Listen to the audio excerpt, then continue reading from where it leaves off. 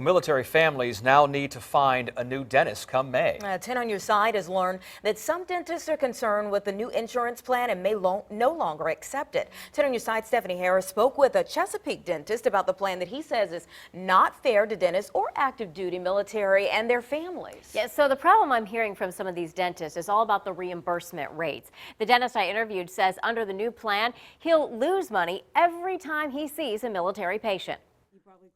Dr. Peter Adams, like many dentists in Hampton Roads, sees a fair share of military families in his practice. He contacted 10 on Your Side because he's concerned about them. They need to be prepared because as of May 1st, there's going to be some changes that are going to hit their pocketbooks in a way that shouldn't have to happen. Dr. Adams is referring to the day when United Concordia takes over the TRICARE dental plan. They're making these patients pay a monthly premium and co-pays for a dental plan that is the worst dental plan I've ever seen. Adams says the rates at which United Concordia will reimburse dentists is 15% lower on average than the previous plan, and worse, he says, than Medicaid reimbursements.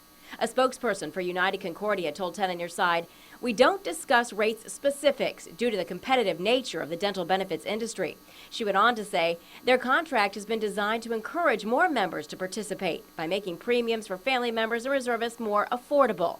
Military.com recently reported, for instance, the annual maximum benefit is increasing from $1,300 to $1,500. Everything looks good on x-ray. But Dr. Adams says if dentists can't pay their own bills, they may be forced to drop the plan, and military families who see those dentists would have to pay higher fees. I was once E4, E5 myself. I know how tight the money can be, and I'm afraid these patients may opt not to come to the dentist. I reached out to Senator Tim Kaine, and a spokesperson from his office told me that he's also concerned and has asked the DOD to meet with him, his staff, and the Armed Services Committee to discuss these changes and how the new contract with United Concordia creates more valuable health care for beneficiaries. And the dentists I spoke with are all still deciding what they're going to do. Stephanie Harris, 10 on Your Side.